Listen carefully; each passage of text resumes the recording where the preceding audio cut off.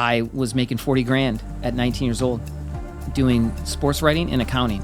So now I can fund my habit and I'm dealing. So I'm just like living the life. Yeah. But it's all that sex, drugs, rock and roll. There's no honor amongst thieves kind of vibe. We're out battle rapping when Eminem's big. We're trying to make it, going to Detroit. This is 98. Yeah. Then, get arrested several more times. And it's like, okay, I'm on borrowed time. There was just always this cry in my heart that I was made for more and that there's order. There has to be some type of designer to all of this. And then the questions, when you're getting high, okay, well then who created God or where's this, but there was just this beckoning, pulling me.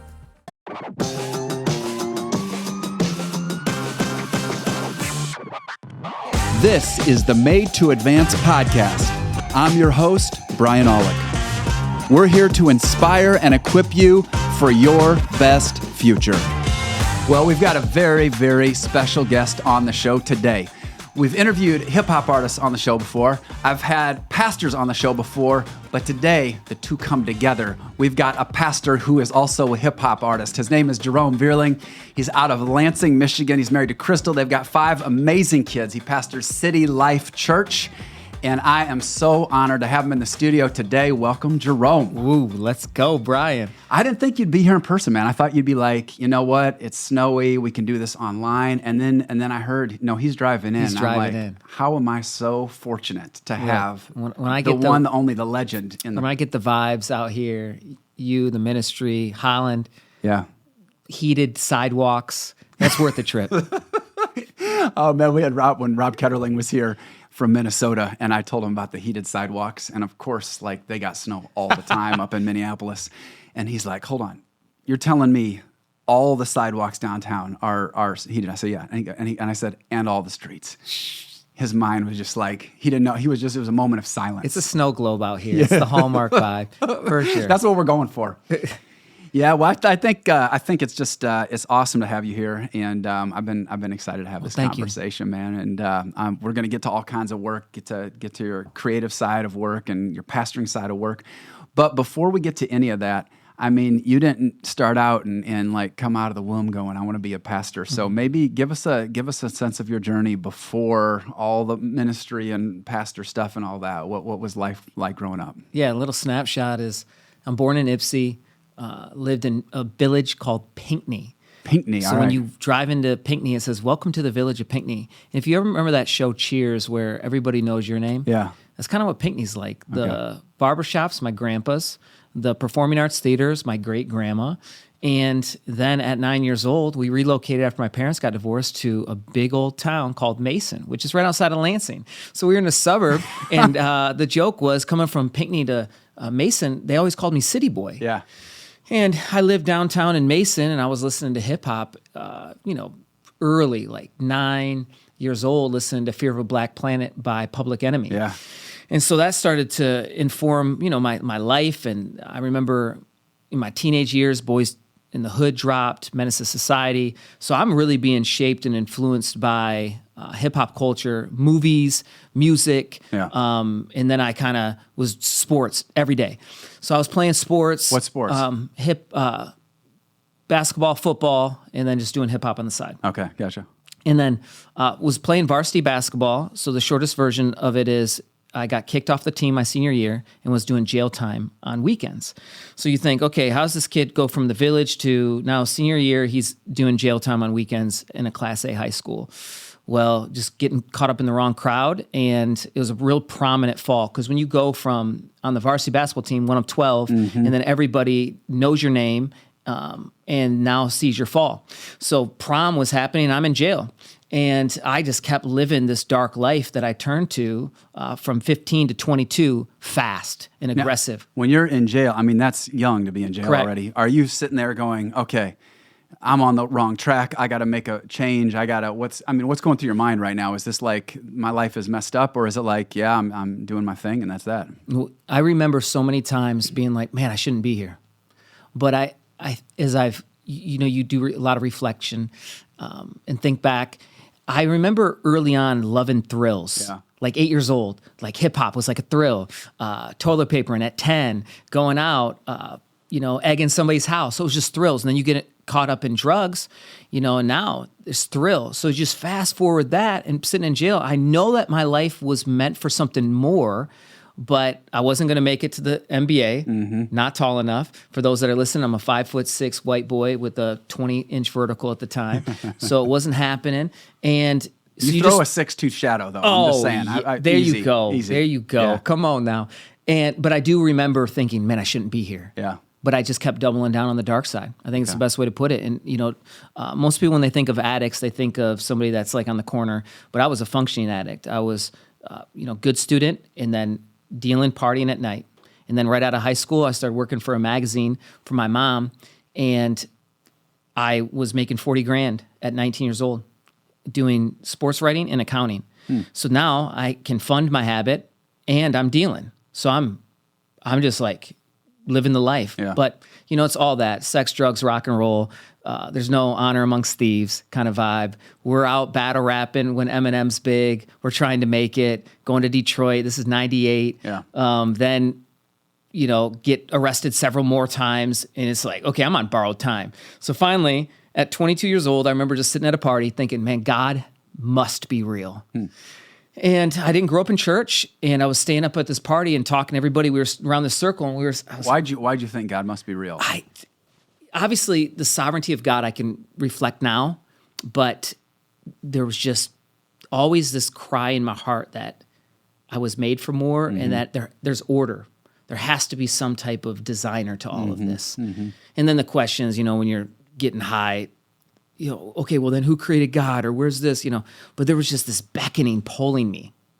And I remember sitting at that party in this little circle, and we were just talking about God, and one was like, man, God's whack.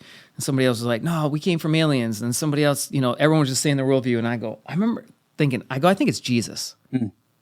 My grandma took me to church one time as a kid. It wasn't that God was never not in the equation. Yeah. It just wasn't intentional. We never went to church. It just was not in our formation. So I, on Easter Sunday of all days, went to church service by myself. I stayed up all night at that party, heard the gospel at Mount Hope Church in Lansing. 3,000 people sat up in the top row of the balcony, and the pastor shares, about Jesus, and I'm weeping. And the pastor, put the person on the left or right. If they want to come up, you'll go up with them. And then he stops mid-altar call. He's like, we got one more. I just know it's somebody. You keep putting this off. Tomorrow could be your last.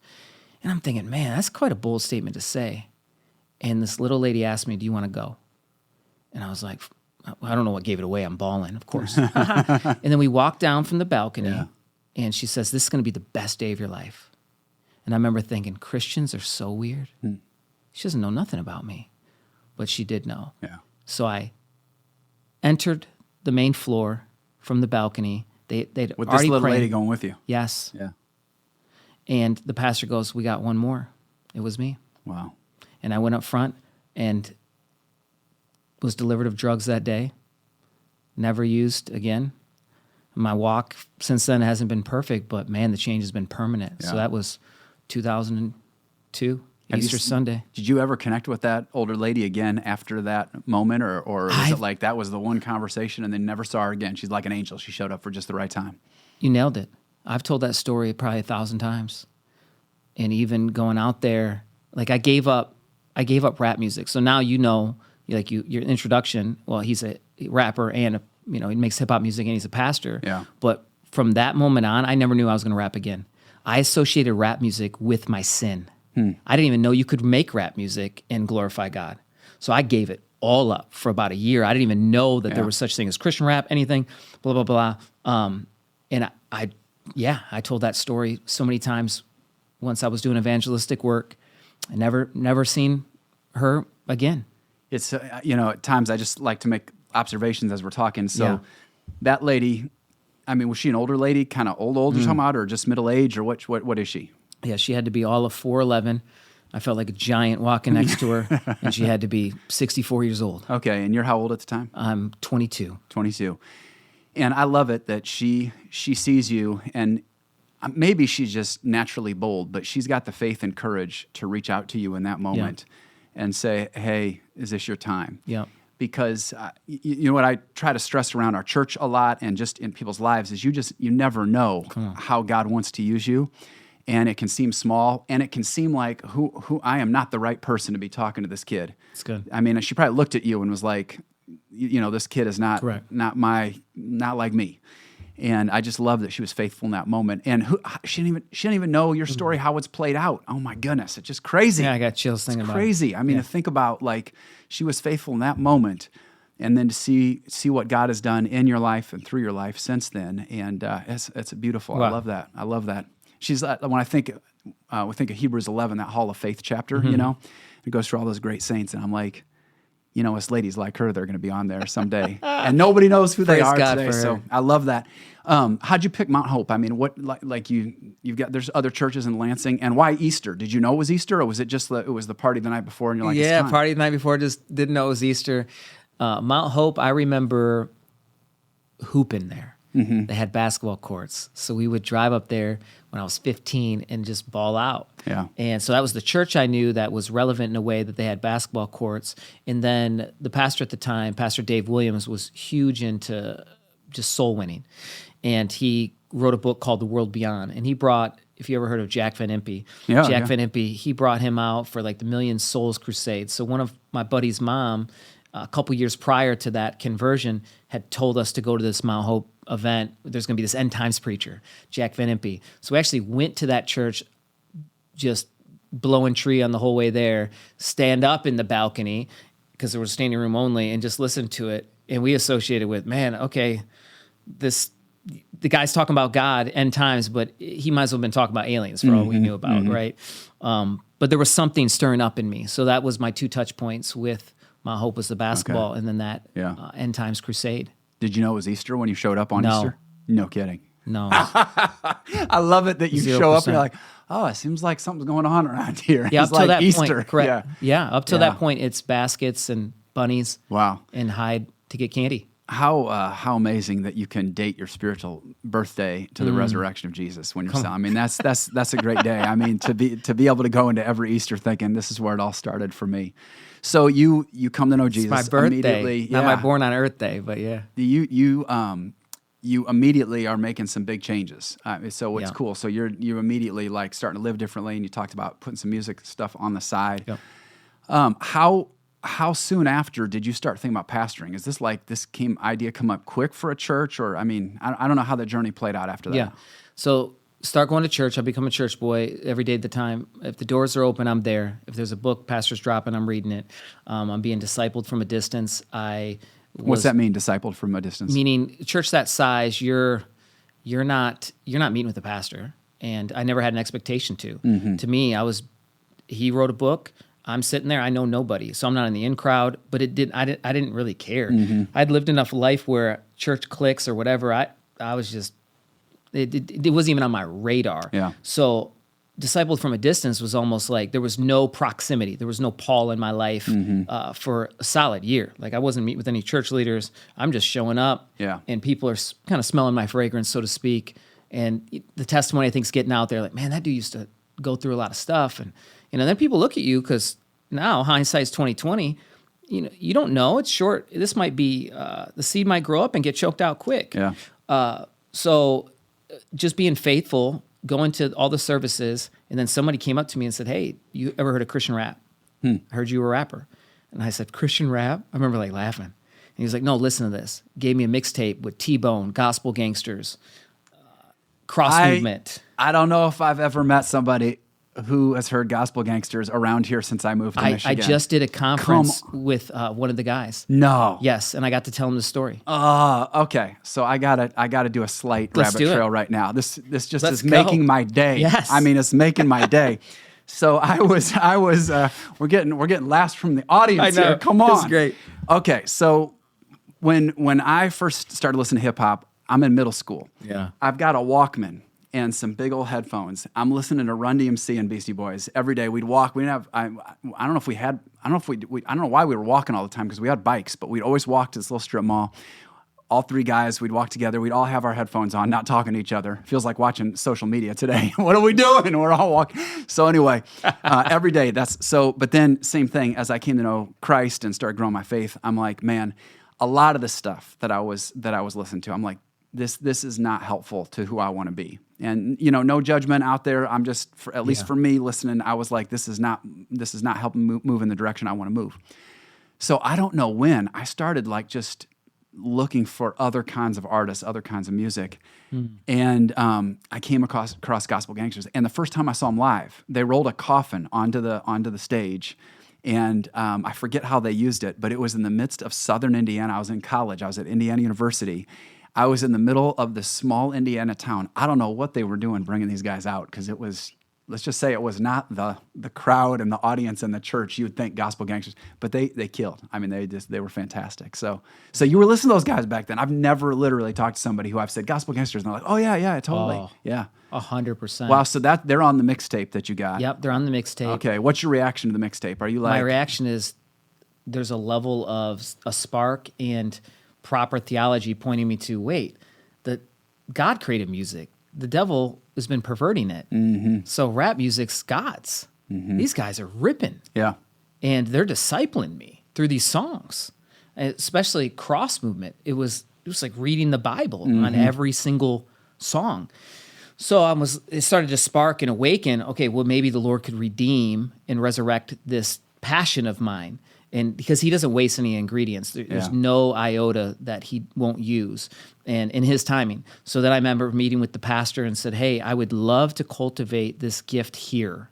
There's a couple things I knew. Was one, I don't want to do it for me, my glory, or to get fame only. Mm-hmm. Tried that, ended bad. I want to build bridges for the church here. I think this could be an extension. Like, how could I use this to share the good news? Mm-hmm. And just remember saying, hey, can that gift be submitted and committed here? He was like, sure, let's fan the flame. Let's get you involved. And, you rap at the youth group event, or there was a new building campaign they were doing. And he said, hey, why don't you write a song for this building campaign? So I was just serving the local church with the music.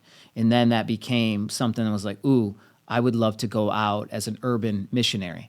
Like not just make music industry, but music ministry. Mm-hmm. So we started a nonprofit that was sent through the church at Mount Hope called Sounds Good, which was building bridges between the youth and the local church. So then as we're out there doing concerts, literally tens of thousands of kids came to Christ during that ministry.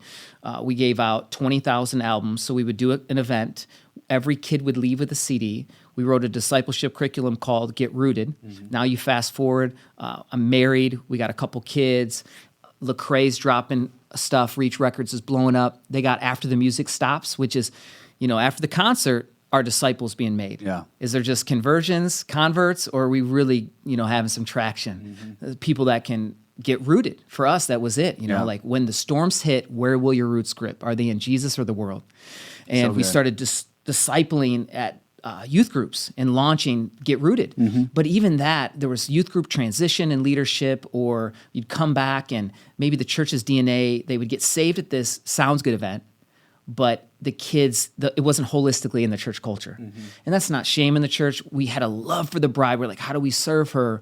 But I was recording in 2009 on one of the projects with Lecrae's producers. So I was down there with Joseph Prolazny and Tony Shepard, and these were kind of like the giants that I wanted to work with. And by God's grace, like they said yes, and we're down there for a full week, and we're recording in Atlanta, and we went to Dhati Lewis's church, Blueprint. If you know Pastor Dhati Lewis. Yeah, I do.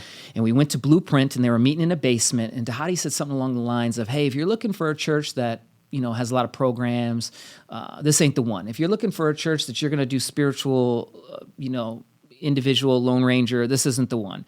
But if you're looking for a church that's in the city, like the city, and for the city, and adopts blocks and lives community, and basically after the music stops, you pick the right place. This is a gospel-centered church, blah, blah, blah. He just started going off, and I felt like the Holy Spirit breathed in that moment.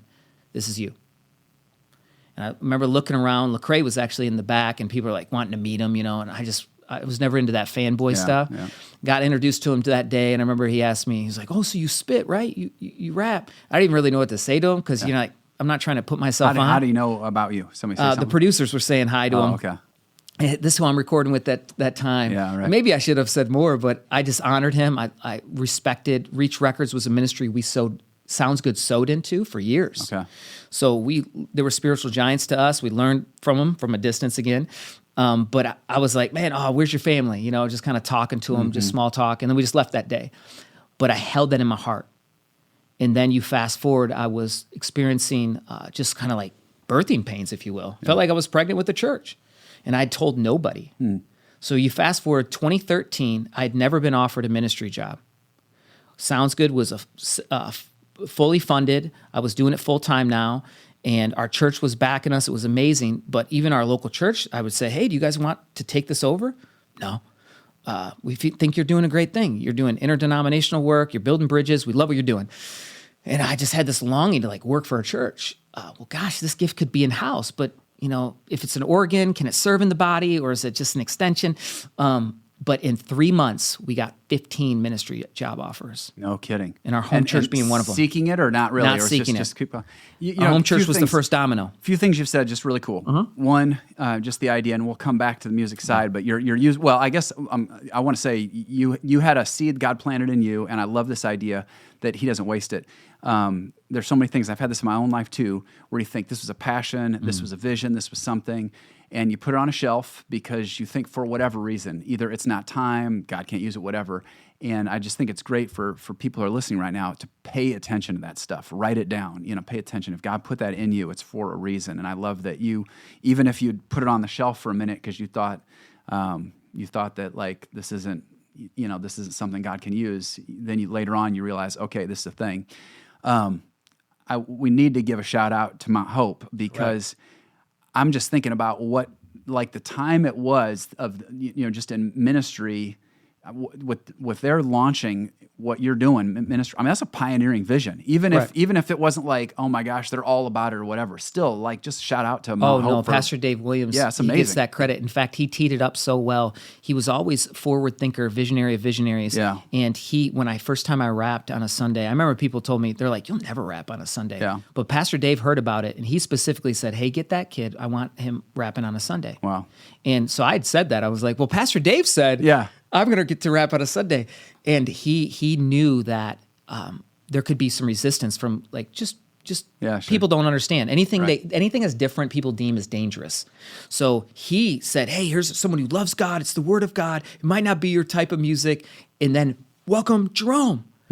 So he gave the endorsement from stage. Yeah. And Pastor Kevin was the youth pastor at the time, who's now the senior pastor, Okay. who was giving me reps back there. Yeah, So so these cool. are amazing Yeah. legends that were helping shape and form and counsel and consult everything and coach that was happening in my life. And then when the first time we rapped, they gave a standing ovation, the crowd. No kidding. Yeah, so it was beautiful. Yeah, so way to notice that and say that. That's just really good because so many leaders, I mean, you're taking a risk, and I don't know if they got any blowback or not. It sounds like obviously the church was all about it, but just well, there was by probably their reaction. yeah. But I've led long enough to know that you introduce something new like that in the mix, and you're gonna have to deal with some stuff. So good for those guys for taking the risk and trying something new.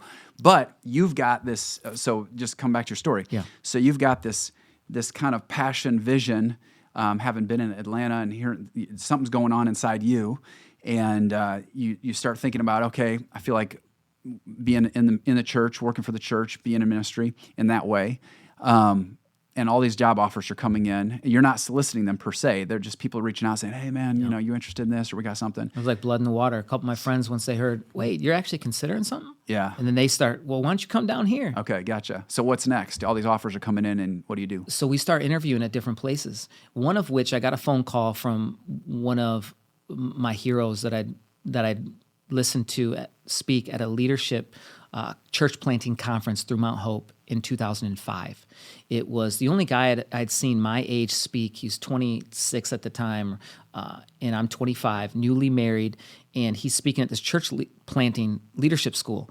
And I remember at the time, just the divine fingerprints of heaven, I didn't know what people would ask, why are you at this church planting school? Well, I don't know. It's a leadership school. That's all I heard. So I met Brad Leach that day. Okay. Brad Leach is the pastor at City Life Philly.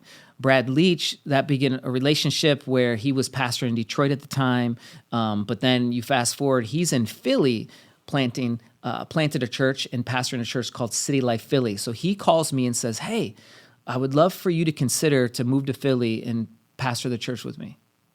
And I remember I was in a Best Buy parking lot. I thought, pastor the church with you? I said, look, I'm definitely not looking to move to Philly, but because it's you, I'll entertain it. So my family, my wife and I, and actually one of the ministry couples from Sounds Good, we actually went out there and we're considering moving and taking the ministry out there and planting our lives in Philly. And then I had a conversation at the table over Italian meal. He looked at me, stopped mid-bite, and he goes, have you ever thought about planting a church? And I go, that's the only thing I've never told anybody. Yeah. And I just started sharing him with the vision that we believed was in our heart from that moment in Atlanta, which now is City Life Lansing. And he says, I want to hear more about that. And initially we thought we would go out there and do a couple-year residency in Philly, but he was like, I want to hear this vision more. And it wasn't, the timing didn't feel like I was supposed to move to Philly for 2 years. So he flew out, we drove the streets of Lansing, and where it was forgotten, overlooked, marginalized, and just started sharing Jeremiah 29, seek the welfare of the city. Yeah. And he was like, I see it. And now is City Life Lansing. And that was the Lord breathing life into it. Wow. So he became the lead the birthing, overseeing pastor of it. It's crazy to me that, even though you were doing ministry through everything on the musical side of things, basically your first time being a pastor was planting a church. Yes. You're crazy. I knew you were crazy, but it just went from crazy here to crazy there. I can't believe this. Yeah, did you realize that this is nuts right now? Or was it like you're just like, you're young and you're full of faith and you're just doing your thing and it doesn't strike you that, oh my gosh, my first move into ministry is to start a church? Did it seem like a big deal?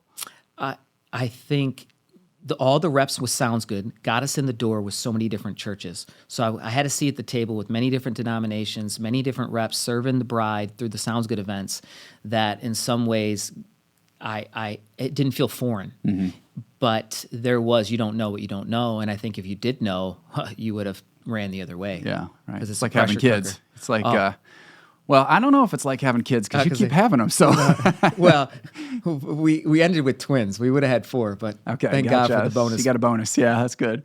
So when you think about City Life, for those who are listening right now, tell us what's the heart of City Life? What's the DNA of what you guys are called to? Well, what I couldn't shake and the question I couldn't answer was how can I move when I feel like there's a need in front of my own face? Mm-hmm. So when you think of Jerusalem, Judea to the ends of the earth, well, I'm looking at the Jerusalem in front of our face, Lansing, the capital of Michigan. Most people think it's Detroit. It's Lansing for those listening. And we're right in the center of the mitten. You picture when somebody puts up their hand, here's where I live in Michigan. Mm-hmm. We're right in the center, mid-Michigan.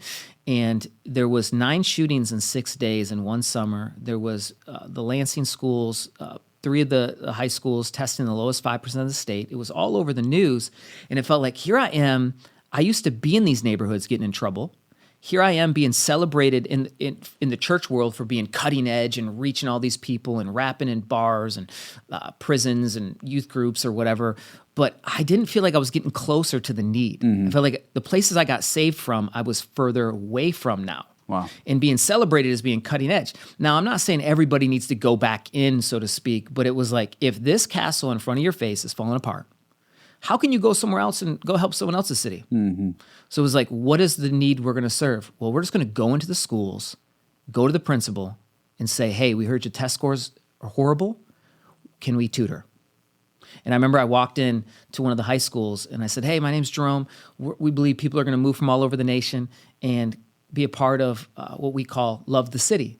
And for Love the City... Yeah, Love the City preceded the launch of the church, right? Yeah. Because we felt like Love the City was, most people tolerate the city, but God loves the city. If he's coming back in a city, it's not something that we can attribute to the devil. Mm-hmm. We give him way too much credit. Yeah. And the enemy's not scared to take territory. People will come in, worldviews happen, they'll move in any part what someone sees as dangerous, and then promotes that worldview, recruits people, mm-hmm. and then it grows. And it was like, well, why don't you just go right there in a concentrated space, not do ministry on the outskirts, mm-hmm. so to speak. And that's not shaming or condemning anything. It just felt like, you got to go in, man. Was the school welcome right off the bat? Were they like, come on in? Or was it like, hey, I don't know about all that? Principal, we became friends later, but she laughed. And her colleagues later told me the story. They were like, they asked her, why'd you laugh at him? Because he was saying they were going to help and people are going to move all over. Because no one's ever done that. We became great friends. We got to, she's since retired, got to redo her whole office, and then got to have what now is volunteers in all of the schools from that interaction. Yeah. And then she came to one of our initial launch parties and had tacos at one of our events. And so it's really cool. She was one of the early adopters in the story of City Life going in there. So it was going after the need of youth, test scores, and where the violence was happening, that's where we want to see the welfare, the shalom reside. And that was the genesis of Love the City and start. We didn't think the city was asking, is there a church? We thought the city was asking, do you love me?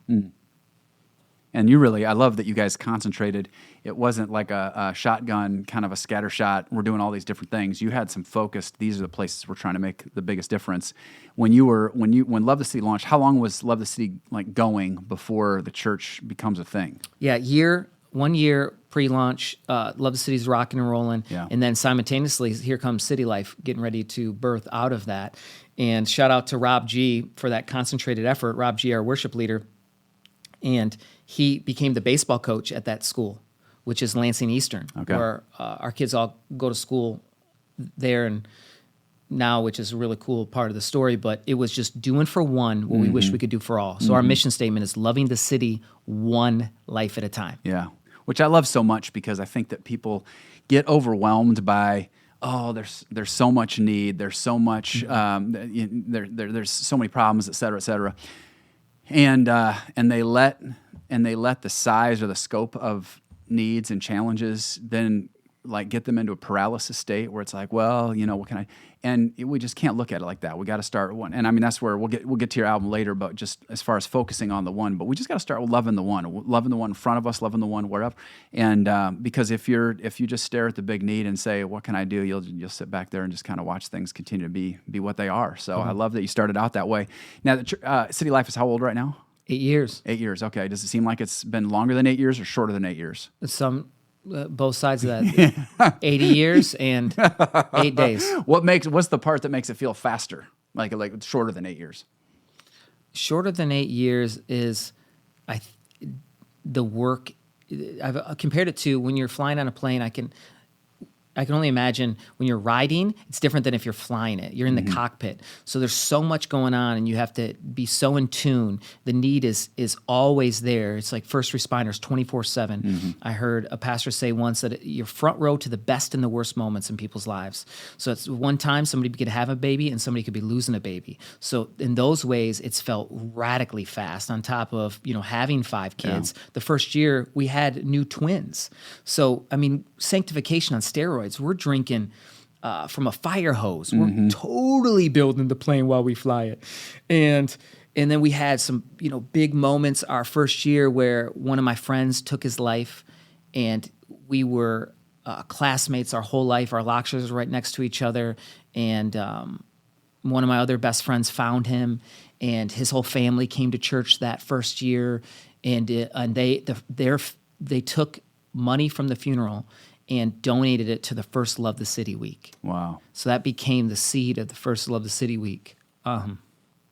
Yeah, man. So that's the stuff that made it feel insanely fast. Yeah, and beautiful. Yeah. What's the stuff that makes it feel like it's been 80 instead of 8?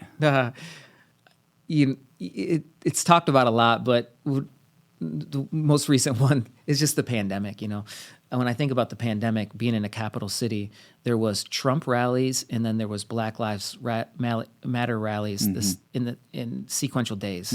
And we pastor a multi-ethnic, multi-class church, which means there was blue and red in our crowd and both and it exposed. It was a pressure cooker, it brought all the things to the surface at a level that was challenging. And we had a couple core team members, their faith got rocked, which led them to, publicly, take some unique routes.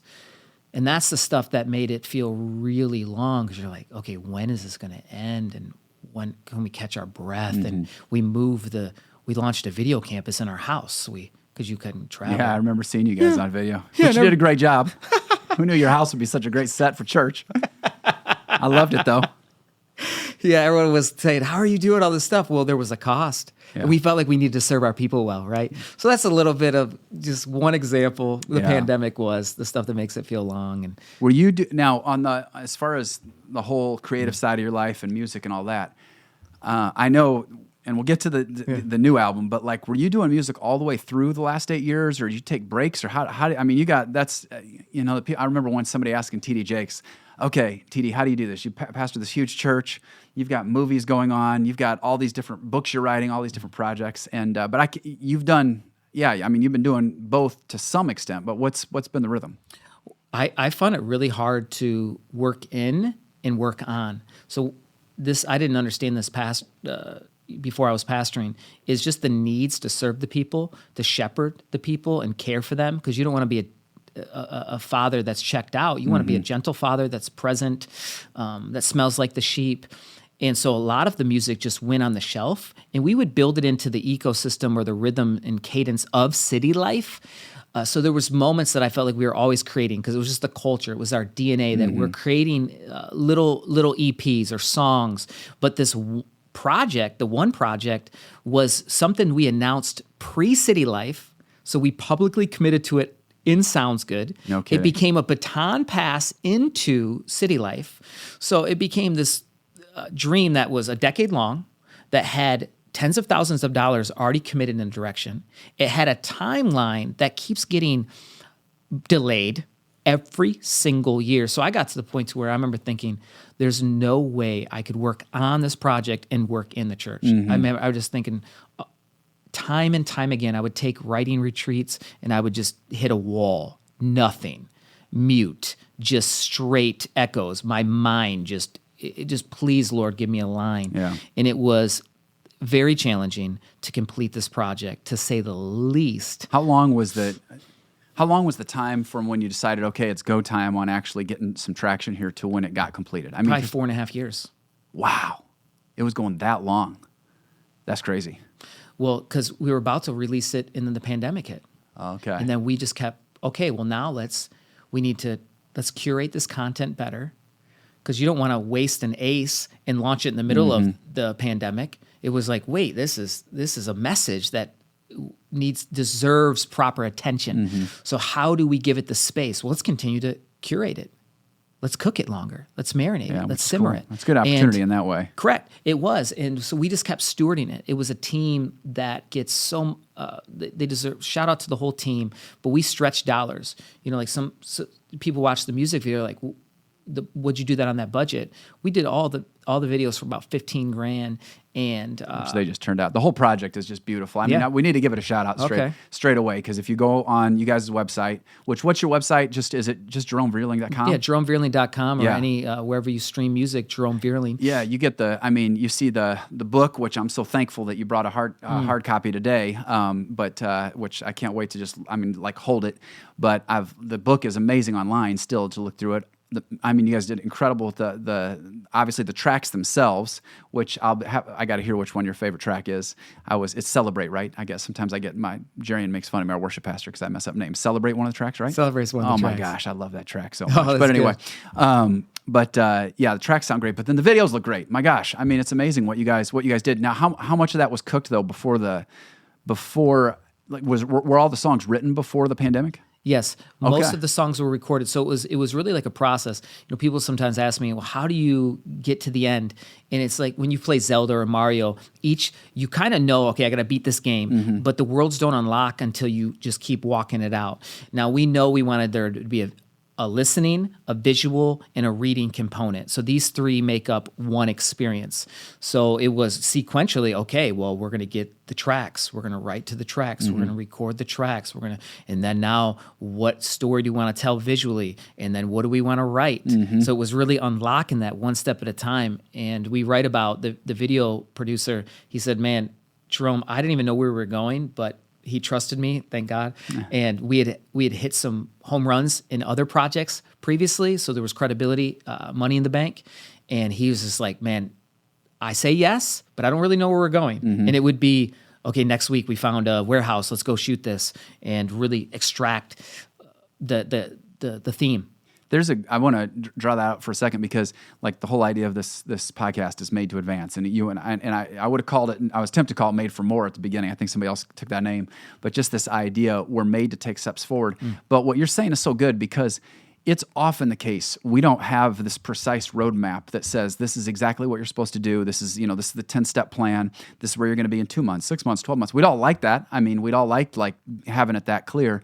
But even this idea that as you guys were putting one foot in front of the other, it started to unlock what was next. I feel like I have that happen with messages sometime. I don't know if you ever have that when you're writing talks, where I've got all of these ideas and scriptural truths and thoughts on how this is going to help people, and I'm like, and sometimes I'll have the outline straight away on the front end, and I'm just go.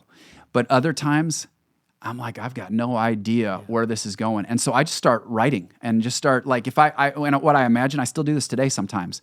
I did it this week. I imagine I'm just talking with you or a friend, and I'm just like pouring out my heart, and I'll just start typing like I'm talking to somebody.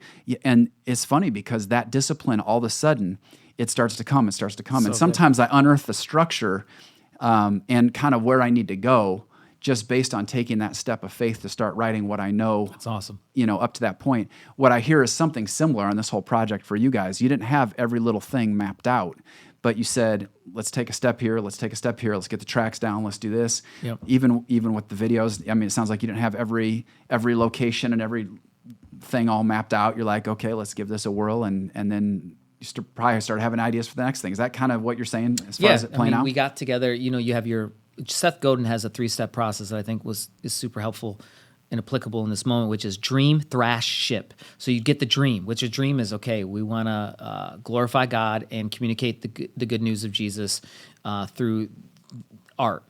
Well, what's going to be the theme? One with God, one with each other. And that was always the cry.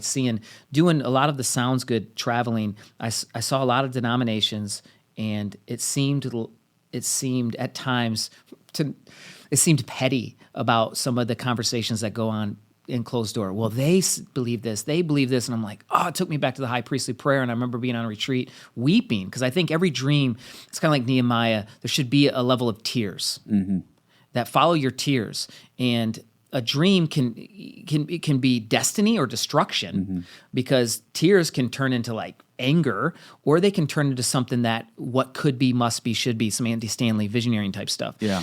And that project had years of tears of just seeing, okay, what would one with God and one with each other through the body first look like? And then we are one race. We're different. We're distinct, many different ways, but we're the human race. Yeah. So how do you get to a place where it's first commonality? Because if we have that, now if we can get close to proximity, so to start become this thesis, if you will, where one with God, one with each other, through awareness, acknowledging, taking accountability, and then action to close the gap by getting close. So then it gave us, here's our framework, and now we get to play in this sandbox. Here's our border pieces. Yeah. Let's go create. And then what do we want it to sound like sonically? And you just keep dreaming, and it is like that's exactly made to advance, and you just advance one step at a time, and then it comes to you. When you were talking about sermon prep, I remember listening to Pastor Andy Stanley. He said sometimes his big one-liner would come while he's eating breakfast. Yeah, right. and the thing is, if you're waiting, if you're waiting to create until you've got all of it figured out, you're never going to create. So you just got to start moving on stuff. Was the purpose? So, and this come back to kind of something you said a little bit earlier. So you've got the album, and then you've got the book that goes with it, and maybe you tell us a little bit about what the book is like. I'm hoping that somebody listening right now is going to be like, I need to check out the book. So just tell us about what the journey is. The book is beautiful. I mean, the design is beautiful, and it was somebody on your own team did the design for the book too. Yeah. Whew. Unbelievable. So the book is beautiful, but tell us the kind of journey that it takes the reader through. Yeah. On the book standpoint, you're going to, hopefully one of two things would have happened first. You've already listened to it. You'd already watched the visuals plus commentary, and then now you have the album in your head, so you understand what's happening. And then now when you're into the book, you're getting scripture insight, you're getting references of what's going on while we were writing the songs, what was going on in the backdrop, some of the nuances that is we want it to be explicit, Yeah. that the listener might have picked up but might not have. And then you get the creative process of how we go through it, and how we you be it, you do it, you tell it, and you get different comps in there. So it's a real art piece that, can sit on your coffee table, but it's a devotional meets also the thesis of the project. And then we hoped that my goal was actually to write a book from the song monologue, but this is a beginning towards that. So Okay. that would be the next phase, is to cool. hopefully give an action game plan of how somebody could do oneness more. That's cool. If you had to describe success for this particular book, and you're like, these are the kind of stories I would like to hear coming out of it, what would they be? I listened to that song. I went to the text myself. Biblical text. Yep, I went to the scriptures, and I thought how I could apply this to the one person in front of my face. Wow. Because love that. one is not that big of a number unless it's yours. And when it's yours, it's the biggest number. Yeah. Oh, I love that. I love that. That's man. I'm gonna be. When did the book drop? This year, I don't remember the exact month. It's all probably a blur right now. I'm just gonna pray into that for. I mean, it's cool to hear from your lips, and what a beautiful vision that somebody would be moved in that way. I love that there's this resource that they can hear, and there's testimony in there. I mean, there's just stories, life stories. It's real, it's raw. It's. I feel like there's just a tone of honesty to the whole work, and I love that people can they can hear it. They can be drawn to God's word, which is the rootedness, the foundation behind all of it, and then to take action accordingly towards the one. Oh man, I love that so much.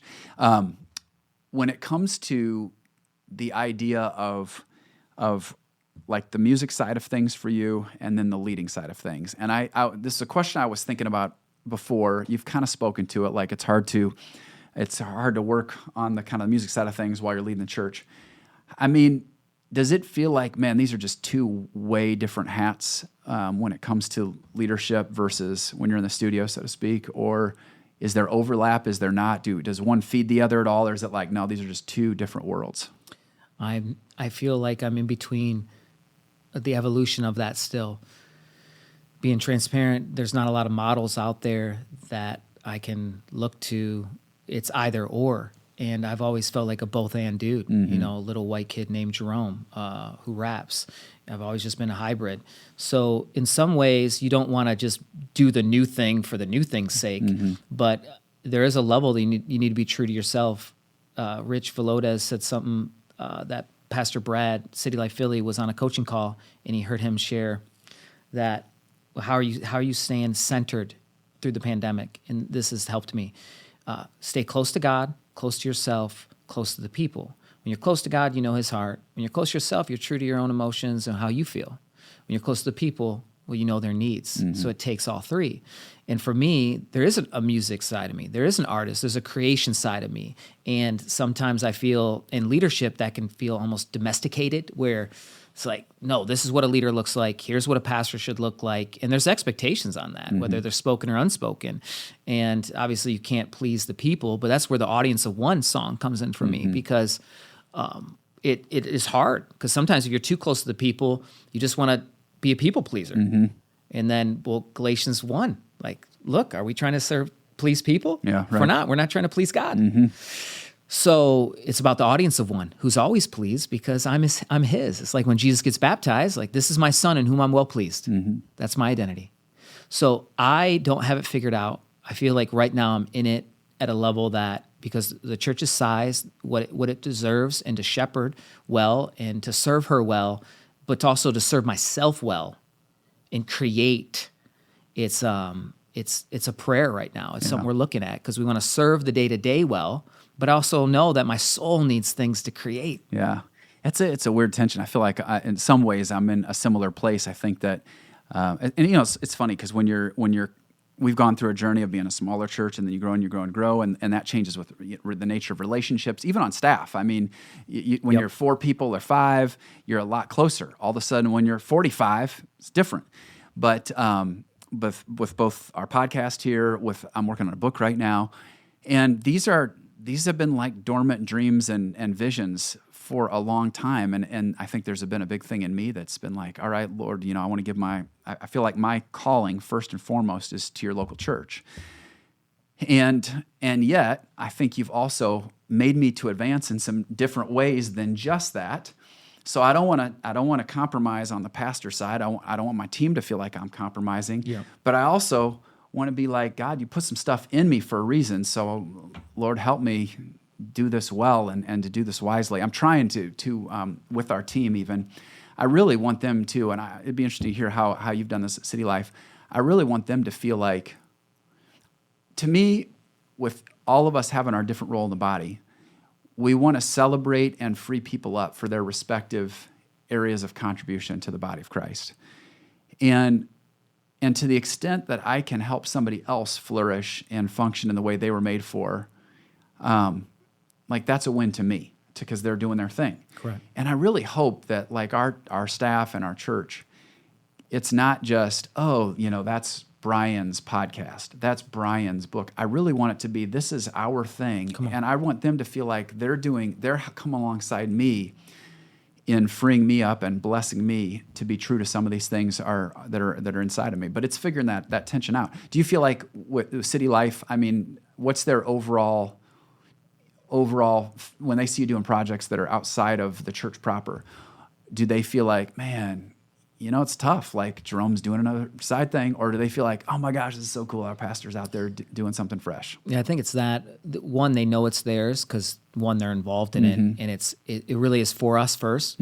So it has to serve our people, serve our congregation, serve our city, and it's homegrown, it's local cooked, but it's the behind the scenes that becomes hard, where if you're doing the pastoral care side of things, to work on something new requires just a different. I can't be as present in certain things. So the team has done a great job creating space. The church has celebrated and owned it, and it's theirs 100%. But it's just probably me more privately. Am I able to serve both things well and fan that flame for everybody? And I'm glad that you're walking into that more, because I see it, I honor it, and God put things inside of you, and I love seeing things come to fruition. And I pray that everybody would, even this podcast, they would know that this is Engedi's too. Like we all celebrate. Yeah, that's right. The whole point of the body. Yeah. And I remember there was a moment for me, I was watching a Lecrae on Yahoo, and it was a live, huge thing on. It was just some crazy big, Coliseum type show. And I remember thinking, dang, I felt like you put that in my heart, Lord. I was supposed to do that. And he goes, you are. I go, what do you mean? And he goes, you've been sowing into that ministry. And I knew it as clear as day. What he does, I do. Yeah. And I shut my laptop and I just got it, because we had done that on a different scale. So be the Lecrae that no one will ever meet, if you will. But he is an example. But sometimes you look at who's next or who's further along and you think, that's what he put in my... But in some ways, I was already there. He's part of the body. We're actually given towards that. How amazing. So we've tried to teach our team, there's a speed of me, which everyone should create their own individual stuff that they feel. But there's a speed that if we all travel at, we can all get there in oneness, and that's the speed of we. And it's like being on a ride, wee. Yeah. But it's really hard to do. But if we all give up our own pace of individual speedboats, and then we submit and commit to one another, well, then we can birth things in a we spirit. And I think you've been faithful in such a way that you've waited. So I hope that everybody, because you've sown so much into the corporate and what's going on here in the Capitol, and the bigger KC, specifically at Engedi and the church at large, but specifically now to say, okay, this is a podcast you're leading. Well, that's just fanning the flame and stewarding what God put inside of you. But we all celebrate that. I celebrate that. Yeah, I appreciate so that. That's the speed of we. I think that it's so important when we're trying to do new things, and I mean, I'm sure this has been the case for you guys. There's a part of it that is building up and preparing the team, so that when you're doing something that is a project that's related to the church, but isn't maybe, I mean, it's not I'm not going out and visiting somebody in the hospital right now, or I'm not whatever, I'm not working on a message. Yep. That you've got a team around you that is capable and glad to step in and lead in that way. And I know you've been building into your team. Did you feel like you had to ramp up your team at all for being ready for you being more freed up to do some of this, or did you feel like they were already at a place where you could step in? One, God had graced us with people that had been a part of Sounds Good, or they understood it for years. Mm-hmm. So they were even involved in it. And then two, just repetition. That now if the project would have dropped year one, it's not happening. But year 7, that made a lot more sense. And then it also gave the team a greater rep when our family took a 3-month planned sabbatical after 7 years. And that, okay, everybody, training wheels are off, let's go. Yeah. So it created, everyone just grew in more sense of ownership that I think, that helped it. Yeah, that's cool. So church planting, I want to just talk about that for a second. Sometimes people still say, what? There's a lot of churches out there, and why do we need more churches and all that?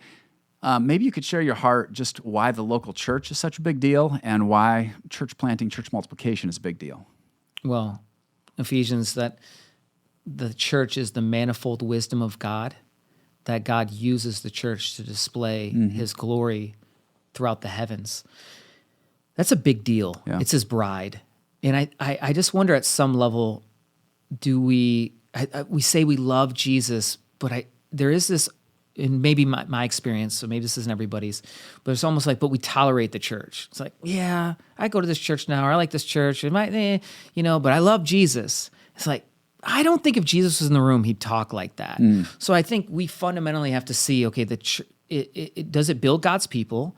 Is it submitted and in and through and for? And I know there can be abuse of that where churches are domineering and controlling and of course, but there's also the other side where it's a la carte Christianity right now, where just go out, wild west, everybody each his own, everyone's got a prophetic word. And so my heartbeat is the bride because Jesus said it was important. Yeah. And then church planting is, okay, well, there needs to be expressions of the bride that are incarnate. The Message translation says that Jesus became flesh and moved into the neighborhood. Mm-hmm. So he came to my block, in my language, in my people group. And the stats have shown that when churches plant, people come to Christ. Yeah. It forces innovation, even for the churches in the area. Now, I think there can also be maybe a spirit of rogueness that a church planter could carry, where it's just, my church didn't have what I wanted. No. Like I remember genuinely wrestling. God, we will be a part of an existing church, whatever, strengthen a church.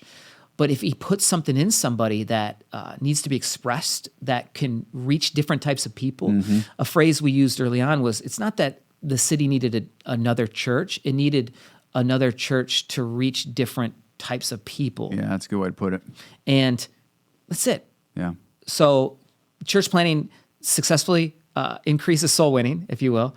And then secondly, also forces innovation for most of the churches in the area too. Yeah, it is so true. And I don't know if you're echoing any Tim Keller here, but I'm a big Keller fan, and I love the Center Church book was huge. I mean, he does such a good job putting out there why church multiplication is such a big deal. That the number of churches per capita has steadily decreased since World War I. Again, per capita, so the population keeps growing up, getting bigger, and we keep having fewer churches. So we've got to keep multiplying. The reality is, if we had nearly the impact we hope to have, we'd need way more churches to reach the level of the population we'd like to. So, and to your point, more people. I mean, this is so many studies, so much research has proven this, that more people who don't have a relationship with Christ come to know Jesus in a new church than they do in an established church. Now, do we celebrate established churches? Absolutely. Do established churches need to reach people who are far from God? For sure. But there's no getting around the fact that startup churches reach people at a rate that's just faster and more impactful than established churches. So I want to put that out there just so as people are listening, when we think about someone's life being made to advance, well, one, like you were saying, following Jesus is never supposed to be the solo sport where we're just like out doing our thing. And, sometimes you hear people like, oh, I stream this and I listen to that person and I love this person's podcast. And it's like, yeah, but where are you planted? Come on. And I think that the New Testament vision of really advancing and flourishing is you are doing so. You're a plant in a greenhouse that's the church, and you gotta have that environment around you. And so that's a key piece for people is saying, I'm gonna be planted in a local church family. But then for people to hear this vision that you guys are trying to live out, that we're trying to live out too, to say we got to keep planting life-giving churches. We got to keep doing everything we can to see more churches reach their neighborhoods. And I love the way Eugene Peterson paraphrases. That's John 1, isn't it? When he says, yeah, when Jesus moved into the neighborhood. Oh my gosh, it's such a good. That's one of my all-time favorite message quotes. Yeah. Anything else just on your heart? Anything that God's been speaking to you lately that you just feel like, man, I would just love to share this, something that you've been processing or pondering lately? For me, being a visionary and a dreamer, you can find yourself always in the future. And I remember even as early on in the church plant, there was a girl on our launch team, and she saw it all taking place, and she goes to me, she goes, "What is this like seeing this come to pass?" And I looked at her and I thought, I'm actually thinking 3 years ahead right now. I'd love to tell you that I've graduated that thought. No, I'm more in the tension of that now. Teenager, our kids are 14 to 8. I want to be present for them, but yet there's always these dreams and visions that I have that I want to temper with the ministry of presence and be present. So for anybody that has dreams and visions, and you're made to advance, but it's not at the expense of those closest to you. In fact, I read a line that I put in identity statement that I try to read every day, just, like kind of affirmation, who am I in Christ? And one of the lines is, Crystal and I are one. We move at her pace. Oh, that's good. So for me, it's not the hair that wins the race. It's not the speed of Jerome or how witty these ideas are. It's the day in and day out, consistency over intensity, the turtle, the pace. And my wife models that. Like she's the backbone. There's a line in the song, she's the metronome to the soundtrack. So she's always setting the pace, and I want to move at her pace and the kids' pace. So to be present and enjoy that and say, you know what, I might have to plant some books right now or plant some songs right now to just be at the game and not be at the game and also writing whatever's next in my mind. Man, well, it's just so good because I think anybody who's wired with like a lot of drive, a lot of hunger, a lot of vision, all that, I mean, you're also probably a person that is going to run at a pace that's faster than most people. And I remember thinking early in our journey, like, if I'm running so fast that Christina and I are not in a great place, then I'm running too fast. I mean, that's just the straight up reality of it. And so I love that idea of what you're saying is in some ways, hey, I'm going to set my pace by what leads to a healthy marriage, what ensures that I'm being the dad. You're the only dad your kids are ever going to have, and it's just like such a sacred place to be. And saying, hey, that's the pace I got to set. And that's a great word, man. It's a great word on balance in general. I know different times we've talked and balance has been a thing. Like what is, I don't even know if I love the word balance, but maybe at least harmony. But yeah, and at least staying healthy. That's good, healthy. Yeah, and I think, do I recall you've appreciated some of Pete Scazzero's work too on that front? Yeah. So it's just huge. What any books stand out to you by Pete? Emotionally Healthy Leadership. Yeah. In fact, you brought him here. Yeah. I got a chance to meet him, and I said, hey, thank you for your book. I took 2 years to read it. And he's from New York. He's looking all around. He's just talking to 4 people. And then he stops me and he goes, hey, what'd you say? I go, thank you for your book. I took 2 years to read it. He goes, wait, why'd you take 2 years to read it? I said, because it kept wrecking me. And he goes, you read it the right way. Wow. That's good. High praise from Mr. Scazzero too. But it was reading me. Yeah. It still is. Yeah. Yeah, we'll put that in the show notes. That's such a great book, Emotionally Healthy leader. I think there's a book, Emotionally Healthy Church. That was his first one. Spirituality. Yeah, Emotionally Healthy Spirituality. And then, but that Emotionally Healthy Leadership one. Yeah, the leadership was, was the one. I think we ask all of our staff to read. Is that right? Yeah. So they're saying, yeah. So, I mean, because we're like, this is such good stuff. And so many people, I feel like, end up messing themselves up in leadership or in ministry because they don't know how to do leadership in an emotionally healthy and Jesus-centered sort of way. And then they learn the hard way through whether it's brokenness in their own life or in their family's lives or whatever in their church that comes with not having that stuff dialed in on the front end. And so I don't know if anybody's going to claim to be like got it all figured out, but I think we can pay attention to some things, and it's really, really cool to see your example. I so respect you as a pastor, as a leader, as a father, as a husband. I love that you've made this commitment to the city of Lansing, and it would be easy to be out in the suburbs doing your thing. It'd be easy to maybe have a more, I'll call it a comfortable calling, but you've said, hey, I want to love my city and I want to be the place where needs are, and I celebrate how God is using you in our capital city. And it brings, every time I'm going through Lansing, I pray for you, I pray for City Life, pray for Crystal, and I'm just blessed to know you, Jerome. I'm blessed to be your friend, and so thanks for coming on the show today. Brian, you're a legend. And your wife, everything that's going on through Engedi. And the true reason is, why do I drive out here? It's to posture myself and learn. And even when I brought our team out here, I remember on a Sunday morning, and you highlighted us and spoke to us and spoke over us as we just sat in the front row. And that's always meant a lot. So you look at people that have further doing it faithful, and it's been an honor to learn from you in many different ways, and you've always edified us, other leaders, and you set the pace. So thank you, and this is a huge honor to be here. Thanks. Appreciate it. Well, we're going to hope that lots of people continue to listen to everything that Jerome has written, everything that Jerome has rapped. I mean, you guys, if again, just Google Jerome Vierling. You're going to find everything. And if you're ever in Lansing, please visit City Life Church. It is going to encourage your heart. God's going to meet you in that place.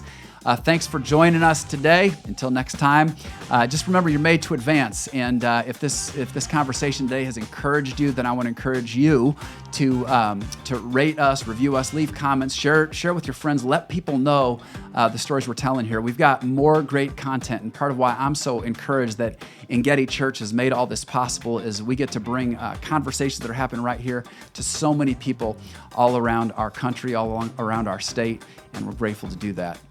So don't forget, until next time, you were made to advance.